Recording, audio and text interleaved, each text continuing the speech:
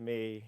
Heavenly Father, Heavenly Father, Divine Mother, Divine Mother, dear friend, beloved God, dearest friend, beloved God, Jesus Christ, Jesus Christ, Babaji Krishna, Babaji Krishna, Lahiri Mahashaya, Lahiri Mahashaya, Swami Shri Yukteswar, Swami Shri Yukteswar, beloved Guru Deva, beloved Gurudeva, Paramhansa Yogananda, Paramahansa Yogananda, saints and sages of all religions, saints and sages of all religions, humbly and lovingly we bow before you all. humbly and lovingly we bow before you all. Help us to be open Help us to be open, so that we may be guided by your wisdom so be guided by your wisdom, and infuse our hearts with your infinite compassion and love, and infuse our hearts with your infinite compassion and love, and then fill our souls and fill our souls with thy ever new joy. with thy ever new joy. From joy we come, With joy from we joy come, we live. with joy we In live. the sacred joy may we melt back with you again.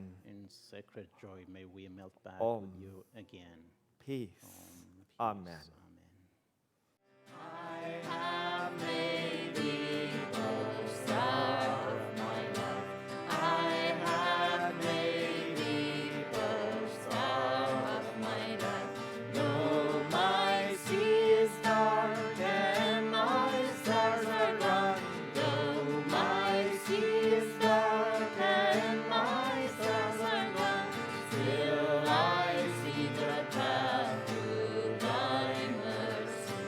Still I see the path to thy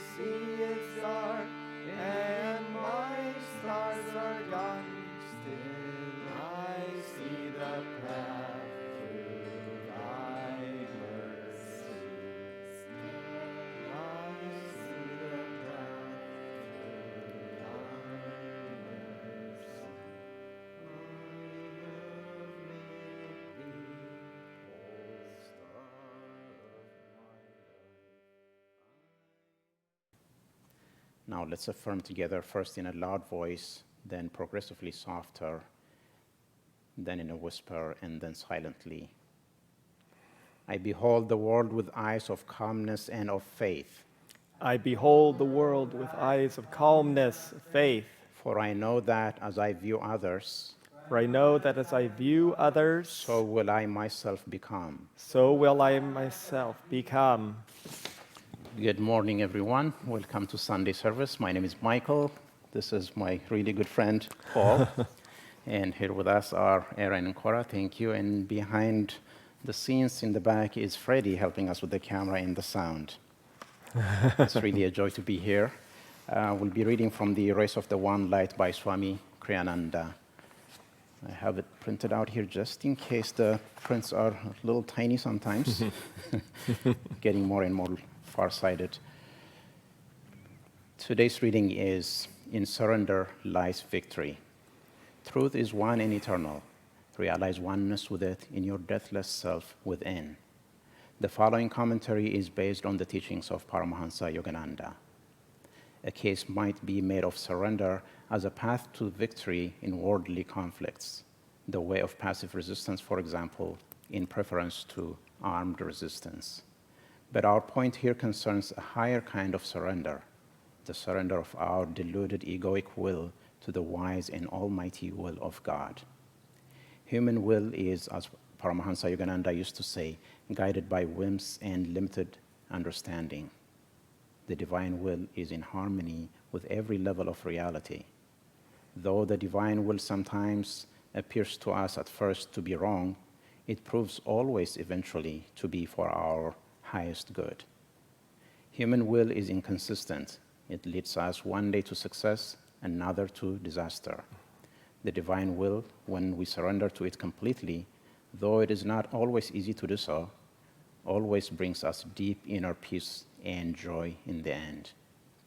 Jesus Christ demonstrated this perfect surrender to God's will in the Garden of Gethsemane, the night before he was captured and imprisoned, preparatory to his crucifixion. He went apart from the others to pray and asked them to pray also, but when he returned to them, he found them asleep.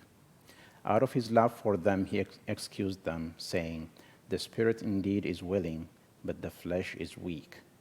He then urged them again, saying, "Watch and pray." Their weakness in those circumstances was particularly sad, and the disciples themselves must have regretted it bitterly later on. We all know the symptoms of human weakness, though we may excuse them in ourselves, saying, "Well, after all, I am only human." But what are the signs of true strength? We find in all cases that these are the fruit of a life wholly surrendered to God. In the Bhagavad Gita, the Bhagavad Gita lists these signs in the 13th chapter: humbleness, truthfulness, harmlessness, patience and honor, reverence for the wise, purity, constancy, control of self, contempt for self-delights, self-sacrifice, perception of the certainty of ill in birth, old age, and frail mortality, disease, the ego's suffering and sin, detachment, lightly holding thoughts of home, children, and wife, those ties which bind most men, an ever-tranquil heart, heedless of good or adverse fortune, with the will appraised to worship me alone unceasingly, loving deep solitude and shunning noise of foolish crowds, calm focus on the self, perceived within and in infinity. These qualities reveal true wisdom, Prince. All that is otherwise is ignorance. Thus, through Holy Scripture, God has spoken to mankind.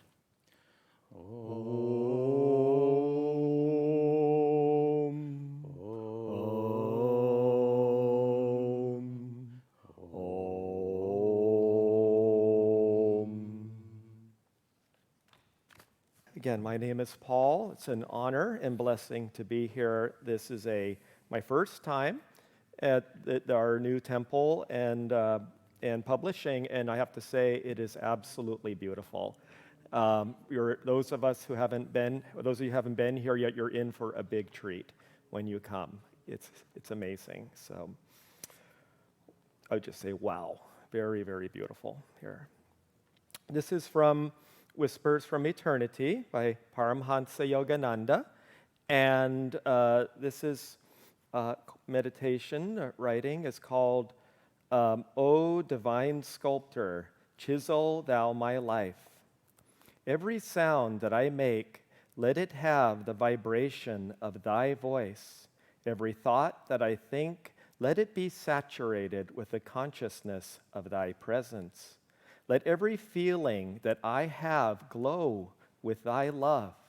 Let every act of my will be impregnated with thy divine vitality. Let every thought, every expression, every ambition be ornamented by thee. O divine sculptor, chisel thou my life according to thy design. In preparing for the talk today, which is In Surrender Lies Victory, I got a little carried away with notes, writing a few pages, which I very quite likely won't even rely on. But in the process itself, a friend of mine years ago used to say, often when doing some kind of public talk, there may be the preparation of the talk, there will be the talk, and then there might be the talk in the head after the talk. And so it's all, it's a wonderful process of learning to surrender before you're going to lead a Sunday service. But keeping a sense of humor is certainly a big part of what is beautiful and what Master, as we devotees call, Paramhansa Yogananda, and his direct disciple, Swami Kriyananda. And when I was honored and blessed to have met Swamiji a number of times, and he was spending for about 6 months in Los Angeles, and he would do these. It was just remarkable how he would make himself so available to the public in such an intimate way, so relaxed, so unpretentious, and humble, really. But he would, we would all, a group of people, many who had never necessarily heard or had heard Swamiji in person, but had maybe heard obviously of him. And he would come and sit, and then he'd say in a face, "Are there any questions now?" And just to kind of break the ice and to remember that our essence is divine joy and love. And that's where it's much easier. It's in my own experience. It's been certainly a process over decades of of surrender. And it's an ongoing process, and it's we have in our yogic teachings the dynamic of expansion and contraction.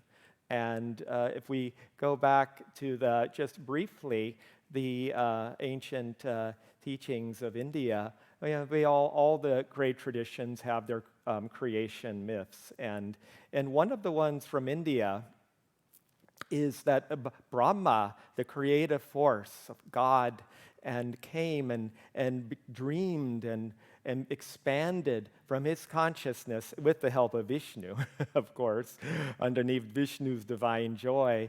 But from them, joy and spread and out and extended from the center. And as Master would say, center everywhere, circumference nowhere, the divine. But nevertheless, he decided to create, and he created mountains and planets and galaxies and inhabitants on the planets like us. And yet, the further we come, the beings not in the proximity of that divine source of God, that divine love and joy, the more there's a dimming of it, that it becomes the individuated egos and personalities and all the things that come. And it's a lila, as we have in the Indian teachings, lila. It's very beautiful, it's very poetic, and it's God's way of playing hide and seek with us. And really, it is play, even as we go through these challenges, as we're all probably in varying degrees going through during this time with the pandemic. But what amazing at the same time, at least in my experience, and many that I know, that as challenging as it is, there are diamonds in the rocks. There's a saying that to get the diamonds, there's some pressure that has to be. You have to dig in the diamond, but that doesn't mean the diamonds aren't in there. That doesn't mean the beauty, the God light isn't in those rocks. And by being forced, in a sense, to surrender, well, I guess it is, there's that saying, let go and let God. And there's another saying, let go or be dragged. And sometimes when it's not always easy to surrender and let go and let God. But some of us may not even be aware at all that there is a higher force at play and is playing with us. And is playing, though, with not a sense of cruelty, but ultimately love. That wants us, as Yogananda said, he wants us to play with him. He wants he wants his creations to come back and play with him. And it's, so the more that we cultivate the love in our hearts, the more those diamonds, the diamonds, you could say, of God awareness it's within us. It's like we're the rocky structures, and those precious gems are within us. And they're always there. They never go away. They're deeper than our thoughts. They're deeper than our conscious minds. They're deeper than our emotions. And it's the divine playing through us, not just with us, around us. So the opening at this time, back to now, that this time, this center, in fact, is a glorious example of, if I'm not mistaken, it was purchased around just before this whole pandemic broke out. But it has been a beautiful, beautiful thing that it has managed, and the souls have come together and manifested this space during this time, creating something beautiful. This was something I was told that Swamiji would do when there were challenging times. And Swami Kriyananda, as we call him with respect, Swamiji, and that he would create something beautiful. He would create a new work of art, a new piece of literature, a new piece of music. Even when times were very dark, he would do that. It's a very, very beautiful example to live by. And maybe I will refer to some of my notes. So what we might ask, okay, surrender, it sounds great on paper, and one might feel, and I might actually feel, well, I feel I can surrender sometimes, but sometimes it's harder to surrender. Why is that? Why is it challenging to surrender? But what is it that helps also us to surrender more naturally, more organically, and more from the inside, to allow the diamonds to shine from within? Well, there is a component that is essential the teachings, yogic teachings have for surrender, and that would be, of course, humility. That we have to be able to say, okay, I don't have all the answers.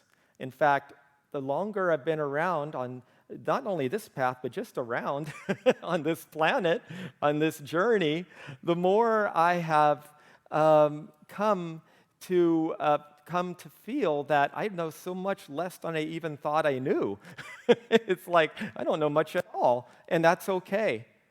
Because there is much more there that is so much far beyond what I could ever imagine. And the humility to be able, though, and it is a process, of course, but to say, I don't have all the answers, I don't know, and I need help. I need help. I can't do this alone. Help.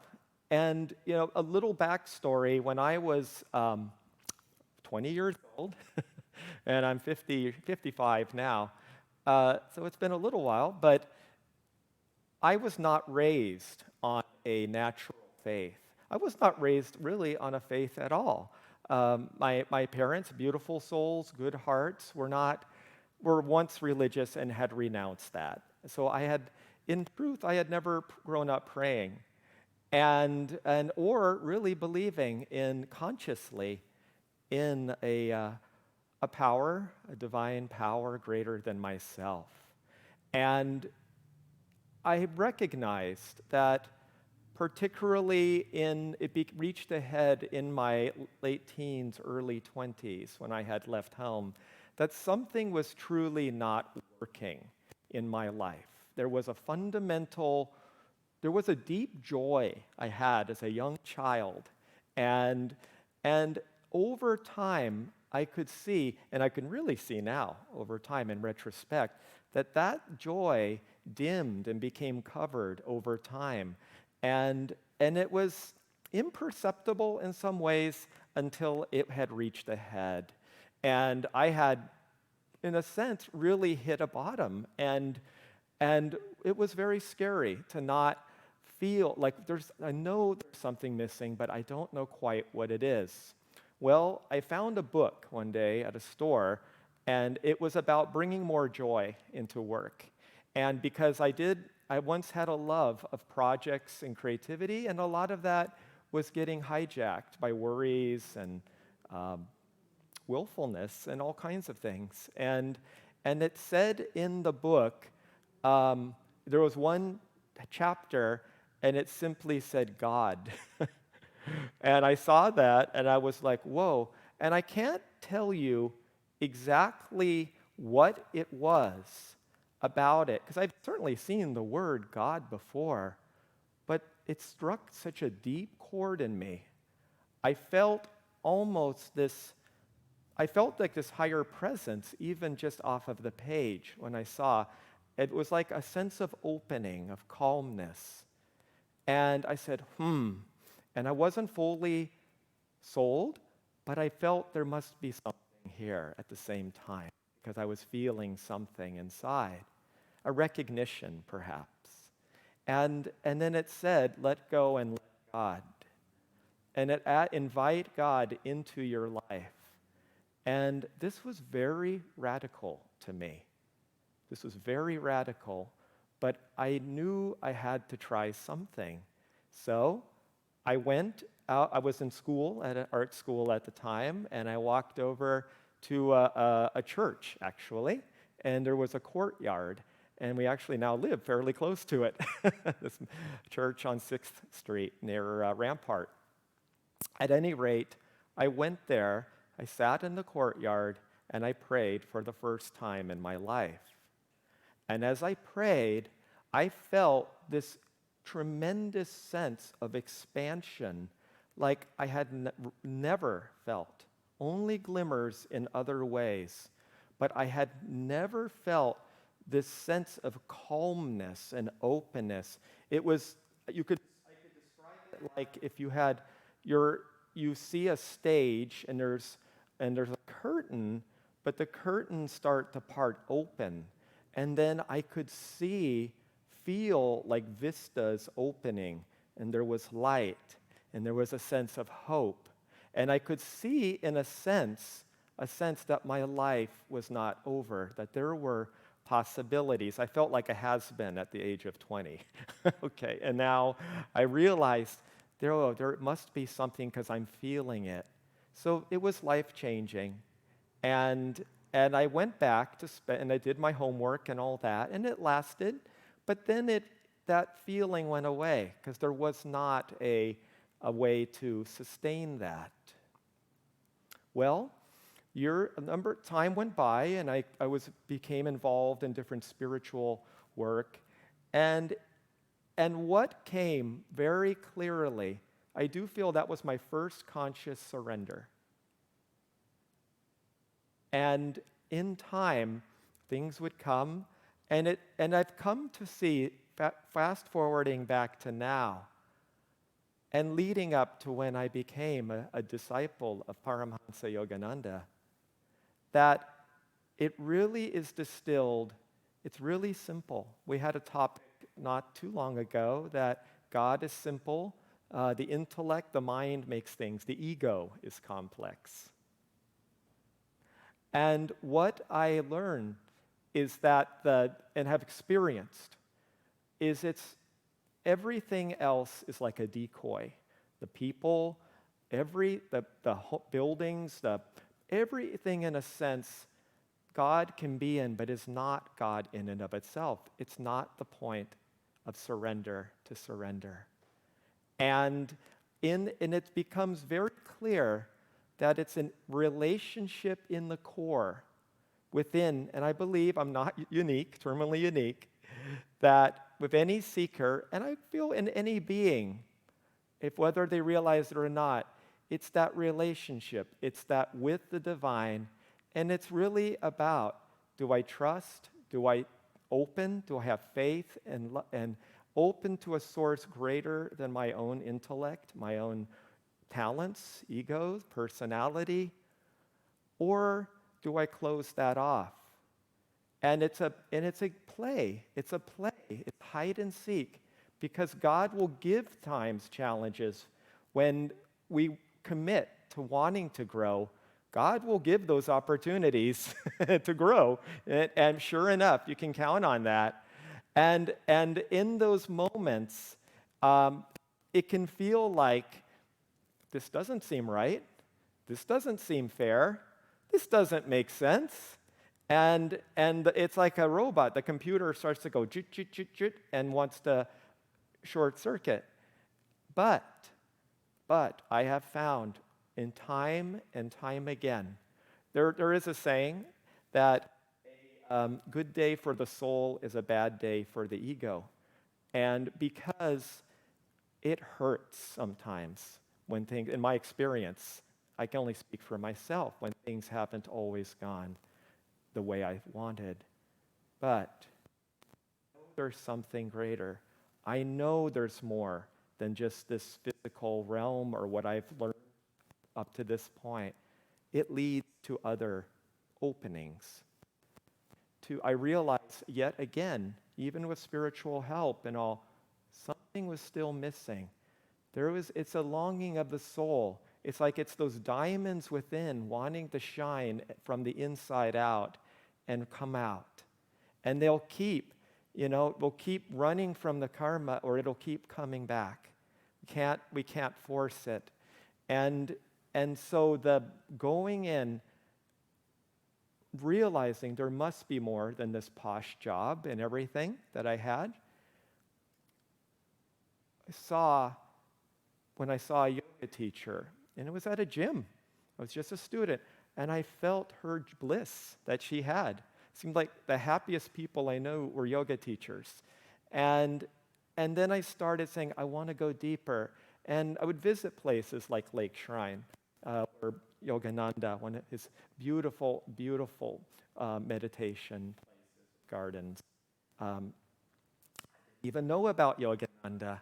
I don't even remember how I heard about it. I just ended up being there. And even though I was stressed and cuckoo a lot of times, I would walk around the garden, walk around the lake, and meditate and pray. And when I'd left, I'd feel very different. I saw the pictures of Yogananda in the museum. I thought, I don't know who that is, but I know one thing. This is the real thing. He emanates sincerity.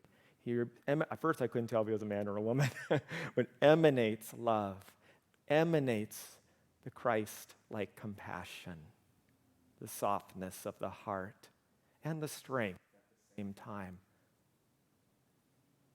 It stuck. Those little seeds, it's like pay attention to those little guides as they come along. The other factor that to have humility, it takes honesty. It takes self-honesty. And there is a certain point where you just have to say, is this helping?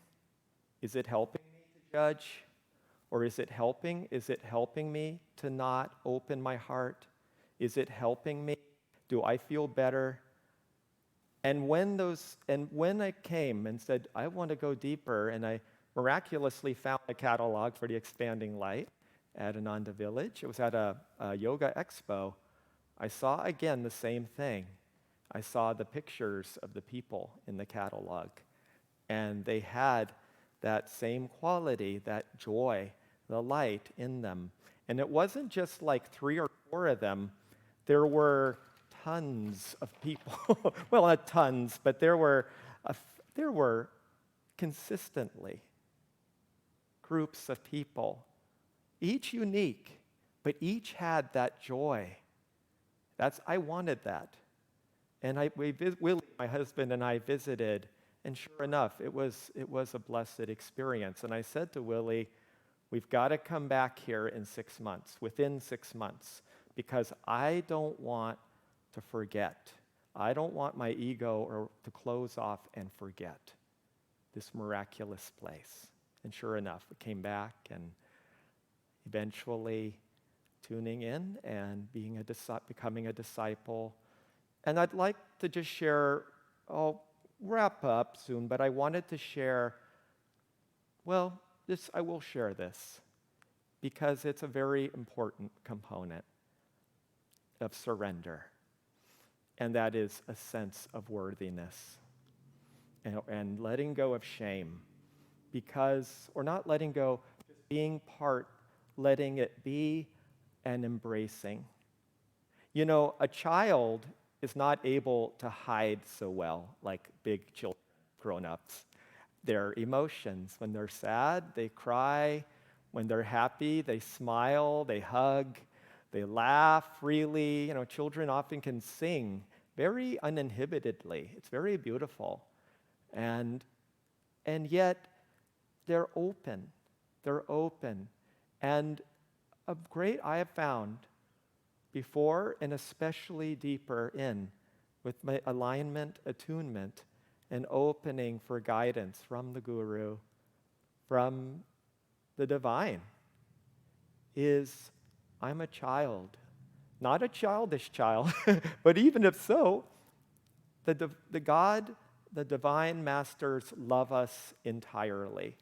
Each of us no less than the greatest saint, and each sinner no less. It's hard to imagine. It's just our proximity to the divine that keeps us close or far. But the more can be open, like a child, just open the heart, and you can just say, God, this is really hard. Or Yogananda, if you have a guru or a great saint, a saint will come, whether I was taught by my teacher Gyandev, whether you're a devotee or not, a true master will come.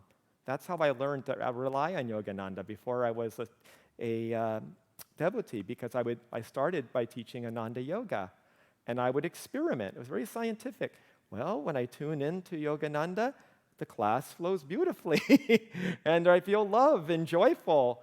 When I say, well, it's not so much, I feel the gears grinding, and the hour and a half takes a long time.